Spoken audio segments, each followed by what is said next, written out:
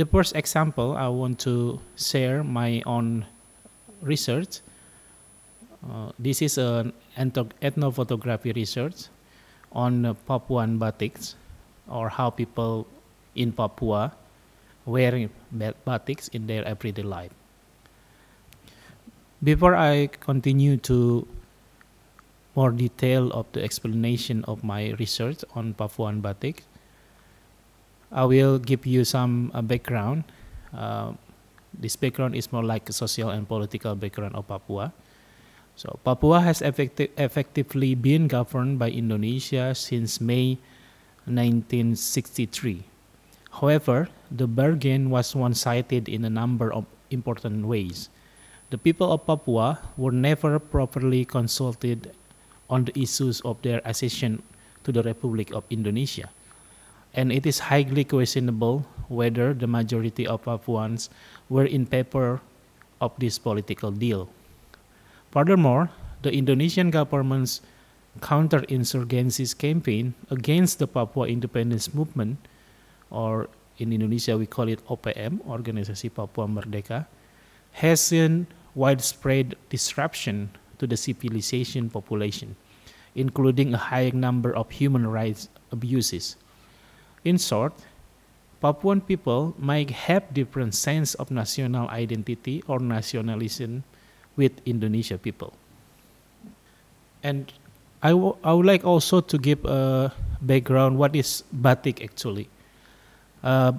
Batik has been claimed as a part of Indonesian national identity.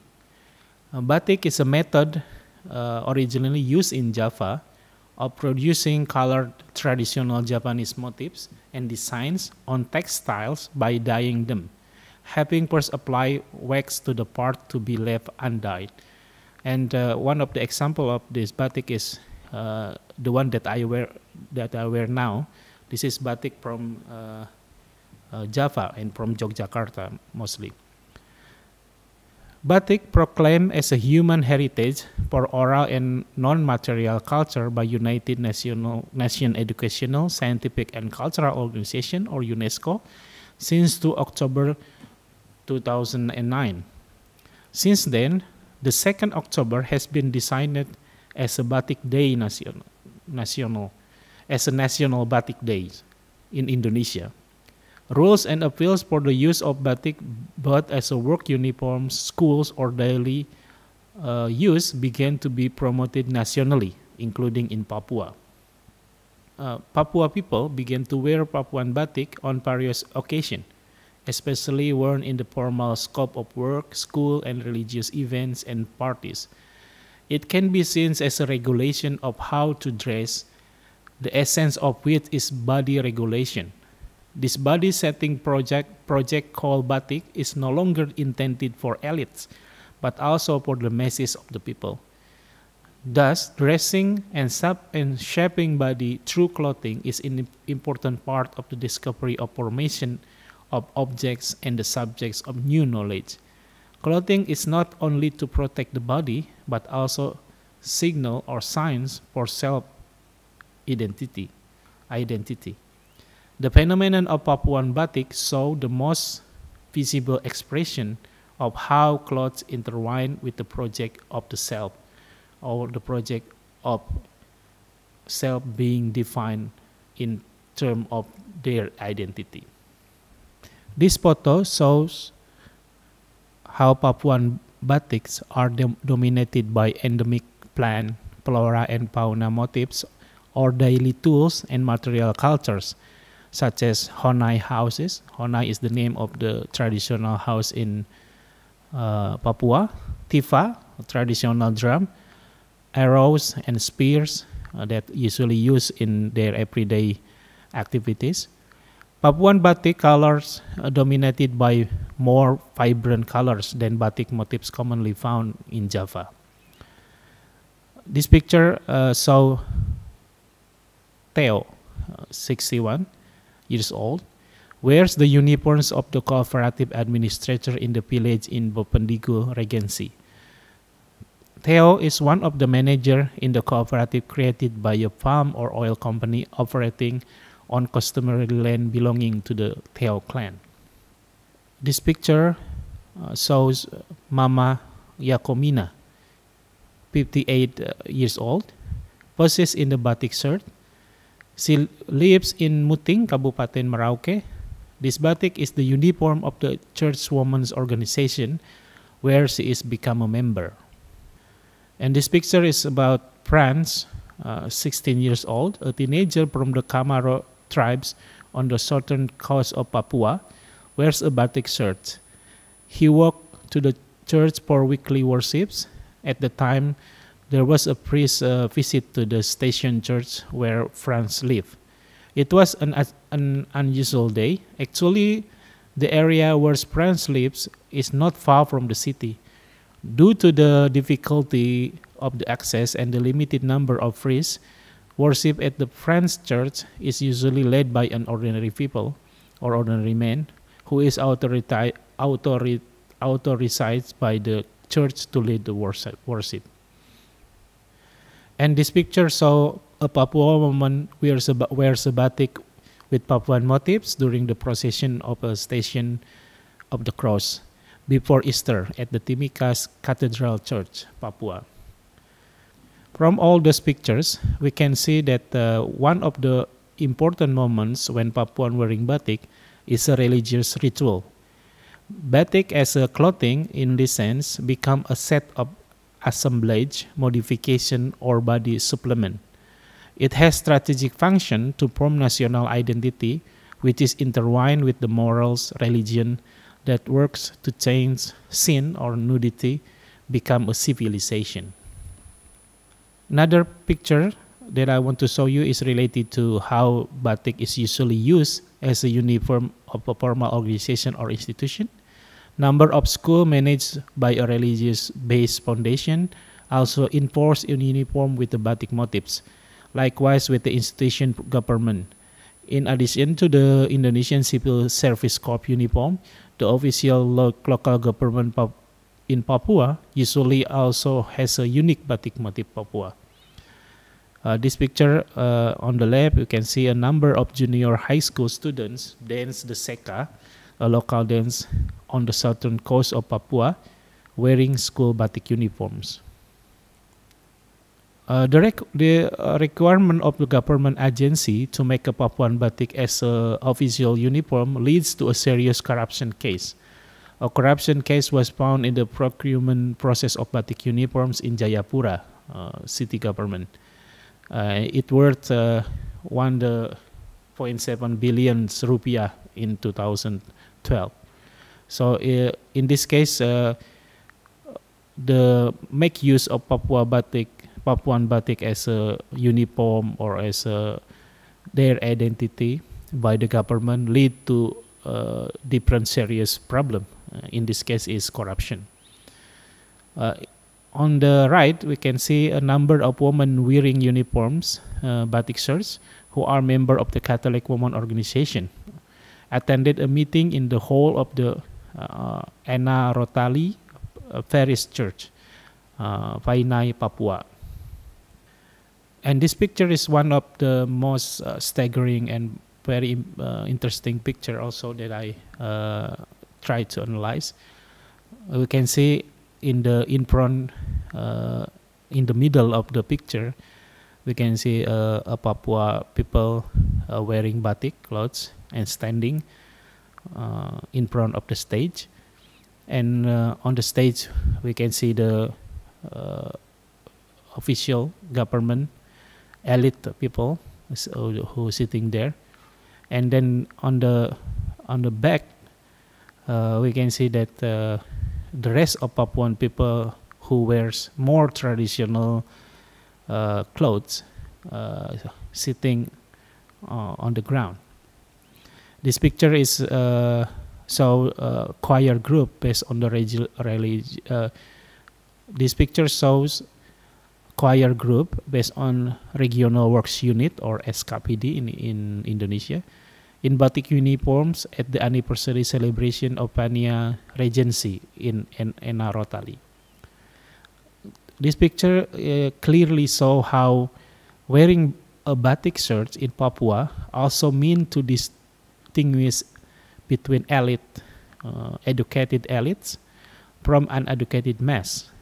So this picture clearly show that how these people divided by the wear of this batik as a uniform, as a formal uniform, or as a new national identity for Papuan people.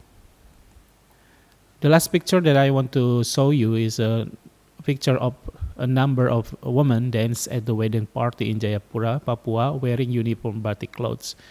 And batiks now become like official dress in the wedding ceremony, and mostly used by the bride or the groom family. They have a very uniform batik to show their identity as a part of the family. These all photographs that show how Papua people wearing batik in different occasions, and the fact also that batik is not this batik is not made or by Papuan people, but made by mostly by Javanese people in Java, lead me to the the conclusion of this research of ethnophotography about Papuan batik. The conclusion is that Papuan batik is not authentically Papua. Thus, dressing and shaping Papuan body through batik is a complex formation of conflicting national identities, in this case between Papua or Indonesian nationalism. So batik is not only to protect the body, but also the signs for self-identity. The last example that I want to show about how to do visual ethnography research is my ethnographic participatory project with the Hoe community in Ponorogo, East Java. Hoe community is a group of dancers, traditional dancers in Ponorogo. Most of them is young people who would like to express their desire, their identity through their dance.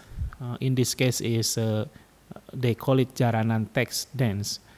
And this Jaranan dance is in conflict with the most knowledgeable traditional dance in Ponorogo. They call it Reog. So this Hoe community portrayed as a community that has a different kind of identity with the rest of the community in Ponorogo, because they have this different kind of expression in dancing. Using participatory method, this video could become creatively entangled with the traditional creative expression to create new modes of performance, where participant bodies reveal new stories. The camera became a mimetic machine or sensuous knowing machine that was able to reconnect us. In this sense, is me as a researcher or ethnographic film makers with the people in front of the cameras and with this Hoe community. Participants in Ponorogo, who are also traditional dancers, use the word ngedan or trance to describe how they would engage in making video and dancing. By trance or ngedan, they perceive their surrounding differently and wake up with new fresh insight. And this is the example of the video.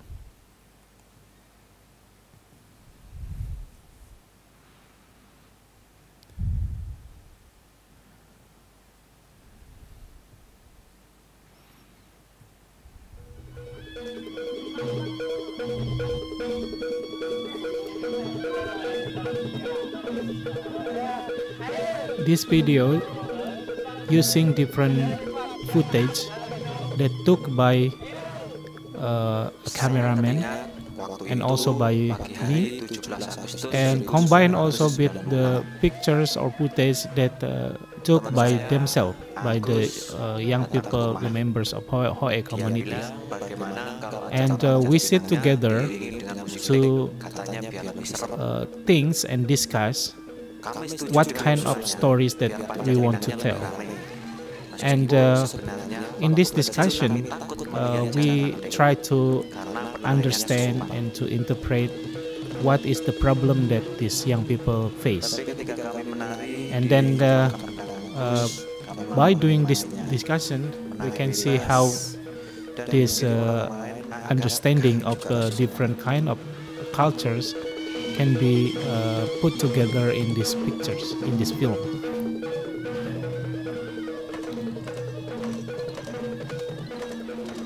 One of the methods that I use when doing this film is also we literally sit together in the one of the house of this member, of this Hoe community member, and then we starting to make a film when we have a discussion about the problem that they are faced as a young people and how they overcome that problem. For example, we can see in the pictures.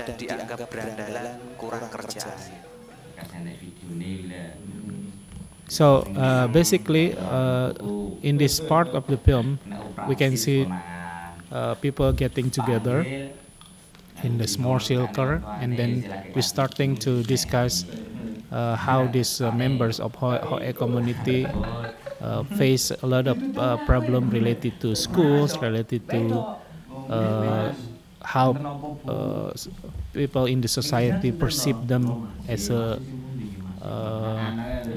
naughty young people, and then how they try to convince the elites in the village about their thinking about their future, for example, something like that.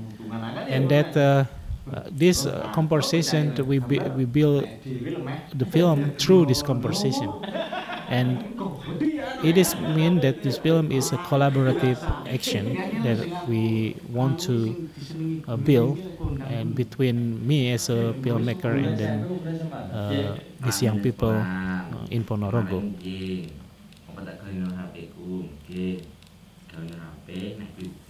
Through this collaborative ethnographic filmmaking, we try to define and construct this young people cultural identity. Cultural identity that formed through dance and trance. Cultural identity that become a kind of subversion to Ponorogo cultural identity.